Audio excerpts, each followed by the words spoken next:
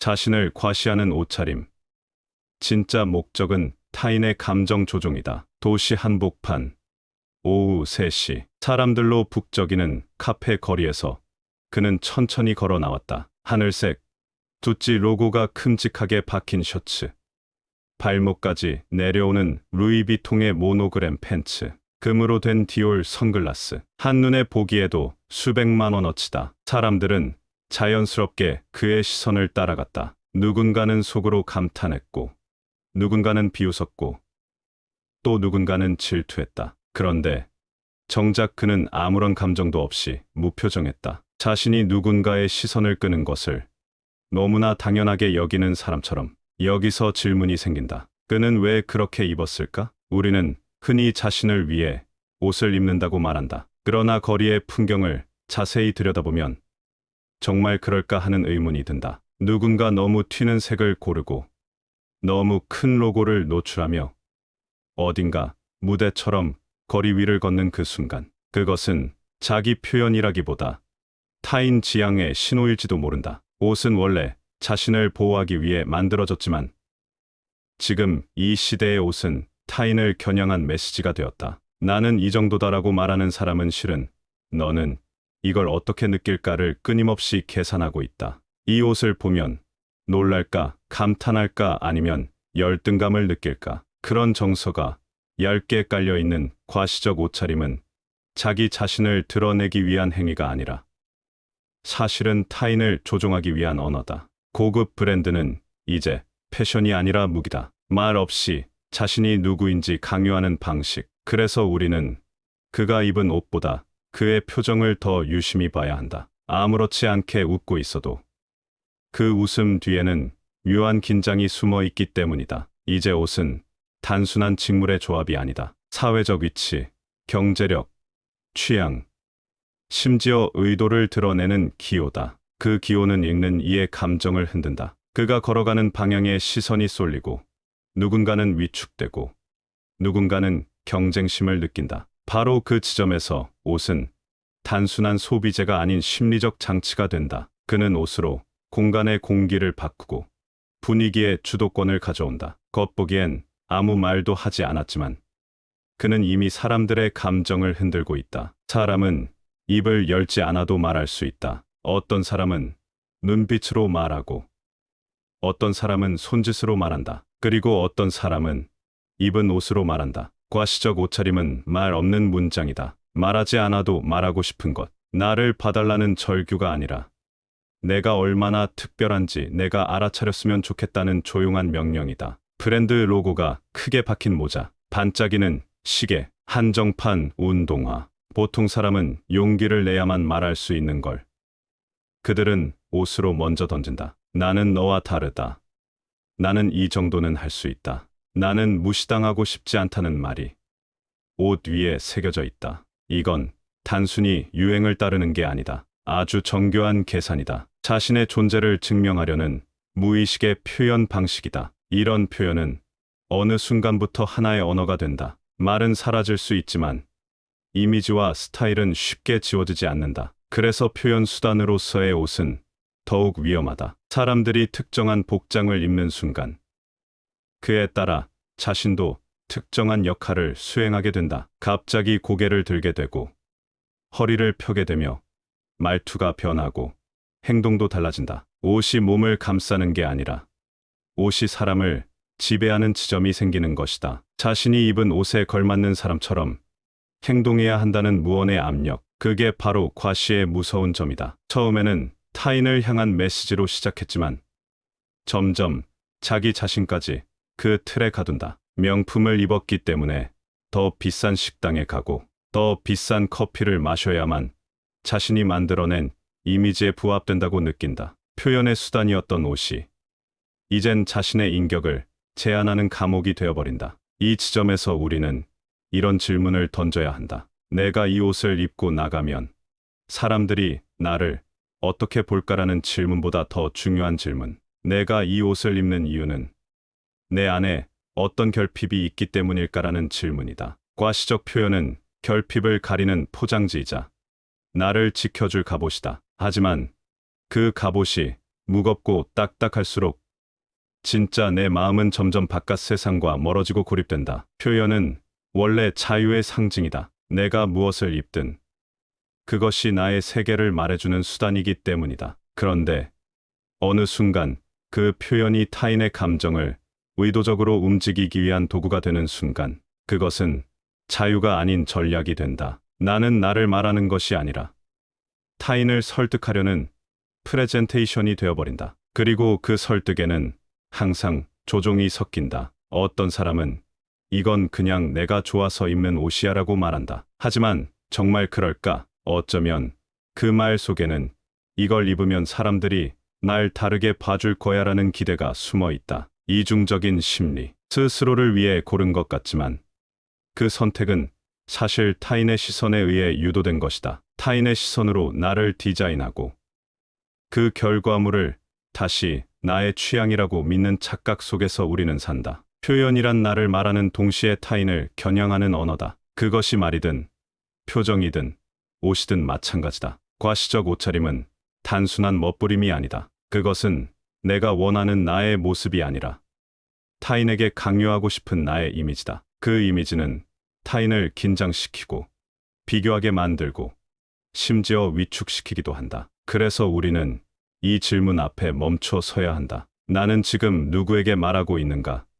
그리고 그 말이 누군가를 조용히 흔들고 있지는 않은가? 길을 걷다가 누군가 너무 화려하게 차려입은 사람을 보면 마음속이 불편해진다. 정확히 왜 그런지 모른 채 어딘가 위축되거나 괜히 나 자신이 초라해 보인다. 동시에 또 어떤 감정이 고개를 든다. 나도 저렇게 입고 싶다는 욕망, 아니면 굳이 저렇게까지 해야 하나 싶은 반감, 혹은 대단하네 하고 한 발 물러서게 되는 인정. 이 모든 감정은 그 사람의 옷차림 하나로부터 촉발된다. 그리고 이 감정의 진폭은 절대 작지 않다. 과시란 결국 감정을 흔드는 일이다. 옷을 통해서든 말투를 통해서든 SNS에서든 우리는 누군가의 감정을 움직이기 위해 행동한다. 그리고 가장 빠르게, 가장 효과적으로 누군가의 감정을 건드릴 수 있는 방식이 바로 시각적 자극이다. 사람은 눈으로 판단하고 그 판단은 곧 감정으로 이어진다. 한 사람이 수백만 원짜리 브랜드 옷을 입고 등장하는 순간 그를 보는 이들의 마음속에서는 복잡한 감정이 솟구친다. 나보다 낫다. 부럽다. 저 사람은 특별하다는 생각이 마음을 스치고 지나간다. 이때 과시하는 사람은 묵묵히 아무 말도 하지 않지만 실은 가장 많은 말을 하고 있는 셈이다. 그는 상대의 감정을 설계하고 유도하고 마침내 흔들어 놓는다. 한마디도 하지 않고도 타인을 자신보다 작게 만들 수 있다는 확신. 그 확신이 쾌감이 되고 그 쾌감이 과시를 반복하게 만든다. 감정을 흔드는 힘은 중독된다. 타인의 시선에서 우위를 점하고 있다는 감각은 순간적으로나마 자신의 불안을 잊게 만든다. 그러나 그 감정은 지속되지 않는다. 과시는 감정을 흔들지만 관계를 구축하지는 못한다. 타인의 감정을 조종하는 옷차림은 타인의 내면을 자극하는 방식으로 작동한다. 열등감을 불러일으키고 자기 혐오를 유도하고 때로는 반발심을 만들기도 한다. 그런데 그 모든 감정이 결국 과시자의 우위를 공고히 하는 데 쓰인다. 상대가 나를 부러워하든 미워하든 주목하든 간에 중요한 건 하나다. 내가 그 사람의 감정을 움직였다는 사실. 감정을 움직인다는 건 권력을 쥐는 일이다. 이 권력은 침묵 속에서 작동하지만 효과는 놀라울 만큼 강력하다. 어떤 사람은 옷을 통해 사람들의 존경을 받고 싶어 한다. 하지만 그 존경은 순수하지 않다. 그건 의도된 이미지에 대한 반응일 뿐이다. 사람들은 그 사람 자체를 존경하는 게 아니라 그가 보여준 이미지를 향해 반응하는 것이다. 이미지가 사라지면 존경도 사라진다. 과시는 진심을 불러오지 못한다. 그것은 감정의 위선적인 자극이기 때문이다. 그래서 과시자는 늘 불안하다. 진짜 나를 사랑하는 사람이 있는 걸까? 아니면 내가 보여준 껍데기를 사랑하는 걸까? 이 질문이 생기는 순간 과시자는 자신의 감정도 점점 불신하게 된다. 결국 이 감정 게임은 자기 자신까지 흔든다. 처음엔 타인의 감정을 조종하고 싶었지만 시간이 지나면 자기 감정도 조종할 수 없게 된다. 칭찬받고 싶다는 감정이 어느새 존재를 인정받아야 한다는 불안으로 바뀌고 주목받고 싶다는 욕망이 잊힐까 두렵다는 강박으로 변한다. 감정을 흔드는 행위는 결국 자신을 흔드는 부메랑이 되어 돌아온다. 그래서 과시는 감정 조종이자 자기 감정의 도박이기도 하다. 우리는 옷차림에 대해 이렇게 생각할 필요가 있다. 누군가의 옷을 보고 내가 느끼는 감정은 어디서 비롯된 것일까? 그 감정은 나의 부족함을 자극하는가? 아니면 상대의 전략에 의해서 유도된 것인가? 그리고 나는 그런 감정 앞에서 흔들릴 것인가? 아니면 내 감정의 주인이 될 것인가? 과시적 옷차림은 늘 질문을 던진다. 그것은 단지 보여주기가 아니라 흔들기이기 때문이다. 이제 우리는 안다. 과시의 목적은 결국 감정을 흔드는 것이다. 감정을 흔드는 자는 조용히 권력을 잡는다. 감정을 흔들리지 않는 자는 조용히 자유를 얻는다. 당신은 어느 쪽에 설 것인가? 나는 그냥 이 옷이 좋아서 입는 거야. 많은 사람들이 그렇게 말한다. 어쩌면 그 말엔 진심이 섞여 있을 수도 있다. 하지만 더 깊이 들어가 보면 그 말은 무의식의 방어일 수 있다. 과시적 옷차림을 하는 사람들은 자신의 선택을 순수한 취향으로 포장한다. 그러나 우리가 진심으로 좋아하는 건 옷 그 자체가 아니라 그 옷이 만들어내는 효과다. 나를 향해 돌아서는 시선, 감탄, 침묵, 질투, 그리고 그 속에 감춰진 복종. 옷은 내가 원하는 감정을 타인에게서 끌어내는 도구이고 그 감정을 통해 그들을 나의 무대에 세우는 수단이다. 이 심리에는 단순한 멋이나 자기 표현 그 이상이 깔려 있다. 바로 통제 욕망. 사람은 누구나 관계에서 주도권을 갖고 싶어 한다. 그런데 말이나 행동으로 그것을 드러내는 건 어렵다. 오히려 반발을 살 수 있다. 그래서 옷이라는 무해한 장치를 쓴다. 겉보기엔 아무런 강요도 없지만 결과적으로 사람들은 옷 앞에서 조용히 반응하고 감정을 빼앗기고 시선을 빼앗긴다. 옷을 통해 타인의 감정을 좌우할 수 있다는 사실은 무력한 듯 보이지만 엄청난 권력감을 준다. 이것이 과시적 옷차림의 심리적 중독성이다. 한편 과시자는 늘 자신이 지배하지 않으면 지배당할 것이라는 불안을 안고 산다. 그래서 먼저 눈에 띄어야 하고 먼저 시선을 잡아야 하며 먼저 감정을 흔들어야 한다. 누군가 나보다 먼저 주목받는 것에 대한 두려움 혹은 무시당할지도 모른다는 불안은 결국 외양을 강화시키는 방식으로 나타난다. 화려한 옷차림은 이 심리의 결과다. 그러면서도 겉으로는 담담하게 말한다. 나는 그냥 나답게 입는 거야. 하지만 그 말이 진심이라면 왜 굳이 다른 사람보다 더 화려해야 하는가? 왜 그 옷을 입을 때만 유독 자신감이 생기는가? 왜 그 옷을 입고 있을 때만 남의 눈을 똑바로 바라볼 수 있는가?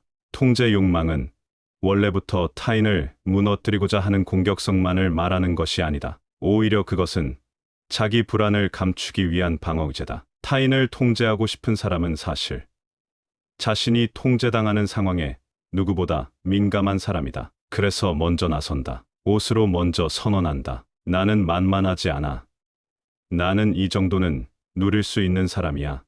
나를 쉽게 보지 마. 이 메시지는 공격이 아니라 방어의 외침이다. 하지만 그 방어는 타인에게 위협으로 다가온다. 조용히 시작된 옷차림 하나가 관계의 역학을 왜곡시키는 순간이다. 더욱 복잡한 건 이 통제 심리가 의식적으로는 잘 보이지 않는다는 점이다. 자신도 모른 채 어느 날 옷장을 열면서 이렇게 생각하게 된다. 이 옷으로는 안 되겠어. 너무 평범해. 이 말의 밑바닥엔 사람들의 주목을 끌 수 없어라는 불안이 깔려 있다. 주목을 받지 못하는 순간 자신이 무력해진다고 느끼는 심리. 이것은 단지 옷이 아니라 존재감 전체에 대한 위기의식이다. 그래서 과시자는 자신이 입는 옷에 존재를 걸게 된다. 마치 무대에 오르는 배우가 의상에 혼을 싣듯이. 왜냐하면 그 옷은 그 자체로 자신의 무력감을 가리는 방패이기 때문이다. 나는 나를 위해 입는다는 말은 그래서 위험한 신화다. 진심으로 그렇게 생각하고 싶지만 실은 대부분의 선택이 타인을 의식한 결과일 수 있다. 우리는 우리 자신을 기만한다. 진짜 욕망을 모른 채 그저 겉모습만 단장한다. 그러나 아무리 화려한 옷으로 감싸도 내면의 불안과 통제 욕망은 사라지지 않는다. 오히려 그 불안은 더 큰 옷, 더 비싼 옷, 더 눈에 띄는 스타일로 점점 증식한다. 이는 무한 루프다. 타인을 통제하려는 욕망은 자신도 함께 조이는 족쇄가 된다. 여기서 우리는 질문해야 한다. 과연 나는 지금 누구를 위한 옷을 입고 있는가? 진짜 나를 위한 것인가? 아니면 나를 불안하게 만드는 누군가를 겨냥한 것인가? 옷은 나를 꾸미는 동시에 나를 숨기고 있다. 그 이중적인 심리의 중심에는 통제하고 싶은 나와 사라질까 두려운 나가 나란히 서 있다. 우리는 그 사이에서 선택해야 한다. 통제하려고 애쓰는 사람이 될 것인지, 아니면 있는 그대로의 나를 받아들이고 타인의 시선을 내려놓을 것인지. 그 선택이 우리의 심리를 자유롭게 할 수도, 더 조일 수도 있다. 사람은 말보다 분위기에 먼저 반응한다. 대화를 시작하기도 전에 이미 누군가의 태도, 표정, 옷차림에서 묘한 긴장감을 감지하고 자신의 위치를 가늠한다. 바로 이 지점에서 관계는 조용히 균열이 생긴다. 한쪽이 과시하고 다른 한쪽이 위축될 때 그들 사이에는 물리적 거리가 아닌 심리적 거리가 생긴다. 말은 다정할 수 있어도 그 말이 닿는 깊이는 다르다. 왜냐하면 과시는 늘 관계의 균형을 깨트리는 힘으로 작동하기 때문이다. 예를 들어 누군가 지나치게 화려한 복장으로 모임에 나타나면 아무 말 없이도 사람들은 자리를 정리하게 된다. 분위기가 조용해지고 누군가는 말을 줄이며 누군가는 괜히 눈치를 본다. 드러내놓고 말하진 않지만 그 사람은 우리와 다르다는 감정이 공간을 감싼다. 이때 생겨나는 위화감은 단순한 질투가 아니다. 그것은 무언의 위계 설정이다. 과시하는 사람은 말하지 않아도 상위에 올라선다. 반면 나머지는 그 아래에 자연스럽게 배치된다. 관계는 수평이 아니라 계단처럼 변한다. 이 구조는 위험하다. 왜냐하면 과시는 관계의 본질을 연결이 아니라 분리로 만든다. 사람들 사이에 흐르던 자연스러운 공감 대신 계산이 스며들고 비교가 시작되며 감정의 벽이 생긴다. 과시자는 종종 그 벽 너머에서 외로움을 느끼지 못한다. 왜냐하면 그는 주목받고 있다는 착각에 빠져 있기 때문이다. 하지만 주목은 곧 거리다. 가까운 사람은 더 이상 나를 바라보지 않는다. 대신 멀찍이 서 나를 본다. 경계하거나 거리를 두거나 혹은 마음의 문을 닫는다. 관계에서 가장 따뜻한 감정은 편안함이다. 그런데 과시는 그 편안함을 앗아간다. 옷 하나로 분위기가 무거워지고 눈빛이 바뀌고 대화가 위축된다면 그건 단지 옷의 문제가 아니다. 그것은 존재 방식의 문제다. 나를 드러내는 방식이 타인을 숨게 만든다면 우리는 관계 안에서 성공한 게 아니라 실패한 것이다. 과시자는 종종 말한다. 나는 그냥 나답게 있을 뿐인데 왜 사람들이 불편해하지? 하지만 그 질문 속에는 이미 답이 있다. 타인을 불편하게 만들면서도 그 사실을 인지하지 못하는 무신경함이야말로 관계를 파괴하는 진짜 원인이다. 더욱 심각한 건 과시하는 사람 곁에는 점점 진짜 대화가 사라진다는 점이다. 사람들이 맞장구는 이유가 진심에서가 아니라 위축됨에서 비롯된다면 그건 관계가 아니다. 그것은 위계다. 과시자는 점점 내 말에 고개를 끄덕이는 사람만 곁에 남게 되고 나와 솔직한 이야기를 나누는 사람은 사라진다. 결국 그는 고립된다. 외로움이 시작된다. 하지만 더 슬픈 건 그 외로움을 스스로 인식하지 못한다는 점이다. 그는 여전히 사람들이 나를 좋아하는 줄 안다. 그러나 그건 애정이 아니라 피로감 섞인 존중일 뿐이다. 이런 관계의 위기는 단지 한 개인의 문제가 아니다. 사회 전체도 마찬가지다. 우리가 점점 더 외모, 스타일, 자산, 브랜드, 배경을 중심으로 사람을 판단할수록 관계는 본질을 잃는다. 그리고 사람들은 서로 연결되기보다 서로에게 상처가 되는 존재가 된다. 과시는 그 상처의 시작이다. 겉보기엔 빛나 보이지만 실은 관계를 갉아먹는 조용한 부식제다. 가장 깊은 단절은 말이 없을 때 일어난다. 그리고 그 침묵은 화려한 옷 아래에서 가장 먼저 시작된다. 우리는 과시적 태도를 보이는 사람을 보고 이렇게 말하곤 한다. 멋있어 보이지만 어딘가 거북해. 바로 그 거북함이 관계의 틈이다. 그리고 그 틈은 자주 무너질 줄 모르고 쌓아온 이미지의 높이에서 시작된다. 결국 사람을 지탱해주는 건 옷이 아니라 말이다. 브랜드가 아니라 마음이다. 그걸 놓친 순간 우리는 서로를 볼 수 없게 된다. 보고 있지만 보지 못하고 있는 관계. 과시는 그렇게 사랑을 막고 친밀감을 밀어낸다. 우리는 말한다. 나는 나 자신으로 살고 싶다. 그러나 이 말처럼 무거운 거짓도 드물다. 우리는 나로 살기 위해 끊임없이 타인을 의식한다. 누가 날 어떻게 볼까를 신경 쓰면서 동시에 그 시선 속에서 독립적인 척 연기한다. 이중의 자, 보여주는 나와 진짜 나 사이의 틈은 생각보다 넓고 그 틈을 옷으로 메운다. 과시란 그 틈에 바르는 광택제다. 반짝이지만 닿으면 텅 비어 있다. 과시는 우리에게 묻는다. 넌 정말 너로 살고 있는가?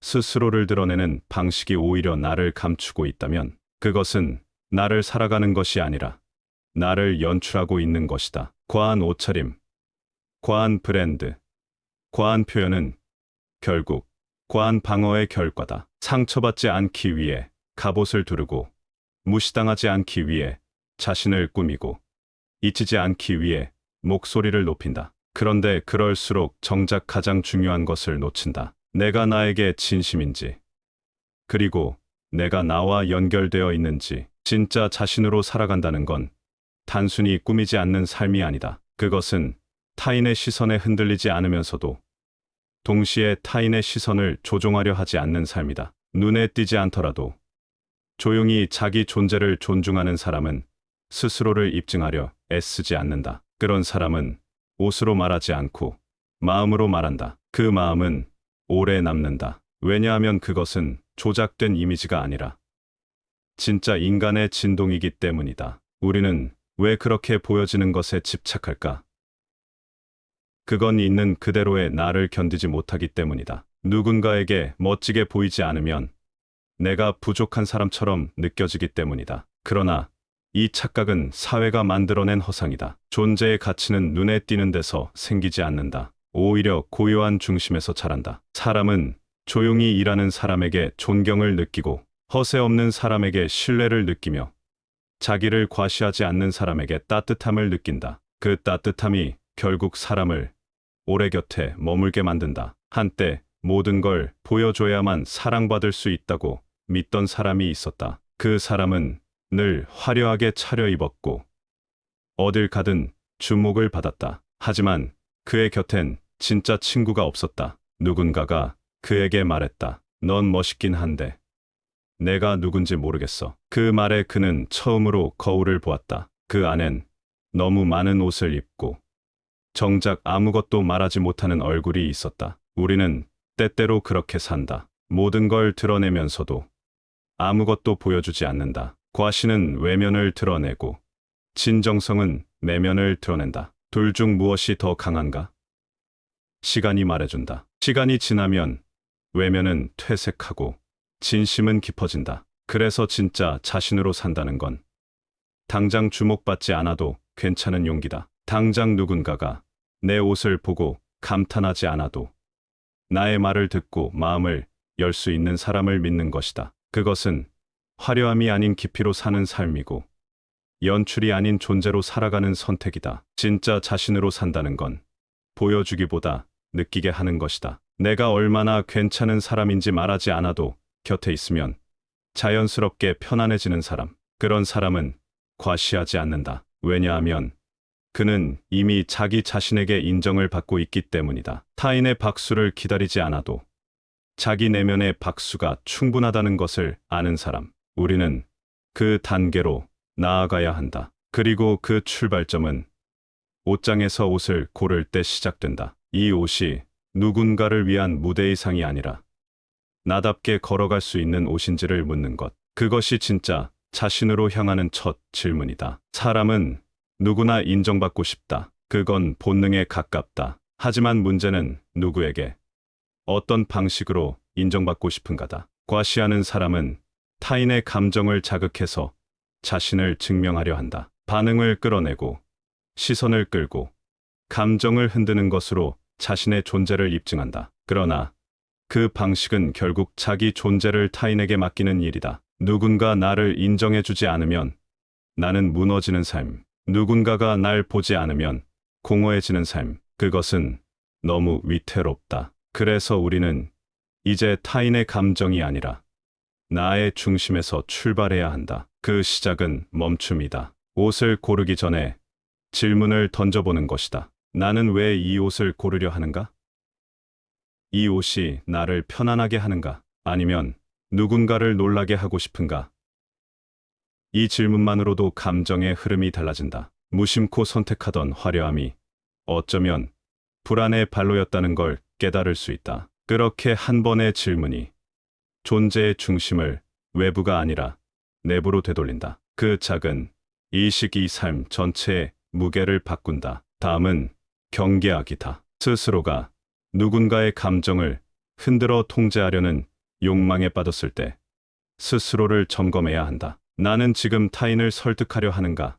아니면 나를 표현하려 하는가? 이 질문은 타인의 감정 위에 올라타려는 나를 내려오게 한다. 누군가의 불편함을 나의 위신으로 받아들이는 순간 나는 관계가 아니라 권력을 쌓고 있는 것이다. 권력은 고립을 낳고 표현은 연결을 낳는다. 우리는 늘 후자를 선택해야 한다. 그리고 줄이기. 브랜드의 크기를 줄이고 말의 강도를 줄이고 행동의 과장을 줄여야 한다. 줄이는 것은 포기하는 게 아니라 본질을 드러내기 위한 과정이다. 줄일수록 더 많은 것이 보인다. 더 적게 보여줄수록 더 진하게 느끼게 할 수 있다. 왜냐하면 진심은 소음 속에 묻히지 않고 여백 속에 빛나기 때문이다. 그 여백이 바로 당신이 진짜로 머물 수 있는 공간이고 타인이 편안하게 다가올 수 있는 거리다. 깊이 들어가기도 중요하다. 나를 꾸미기보다 나를 이해하는 데 시간을 써야 한다. 타인의 시선을 사는데 돈을 쓰기보다 내 마음을 들여다보는 데 용기를 써야 한다. 과시가 외면을 확장하는 일이라면 통찰은 내면을 정리하는 일이다. 깊어진 사람은 말이 적고 말이 적은 사람은 자연히 중심이 단단해진다. 타인의 평가에 일희일비하지 않고 조용히 하루를 살아낼 수 있는 사람. 그 사람은 옷으로 말하지 않아도 걸어가는 모습만으로 무언가를 전한다. 그 무언가는 신뢰고 따뜻함이고 진짜 자기 자신이다. 그리고 마지막은 실천이다. 오늘 하루 옷장에서 가장 화려한 옷이 아니라 가장 편안한 옷을 골라 입어보는 것. 대화할 때 남의 반응을 먼저 읽지 않고 내 말에 집중해보는 것. SNS에 사진을 올릴 때 반응이 아니라 기록으로 남겨보는 것. 이런 사소한 실천들이 쌓여서 나를 타인의 감정에서 떼어내고 자기 감정의 주인으로 세운다. 과시는 하루아침에 버려지지 않는다.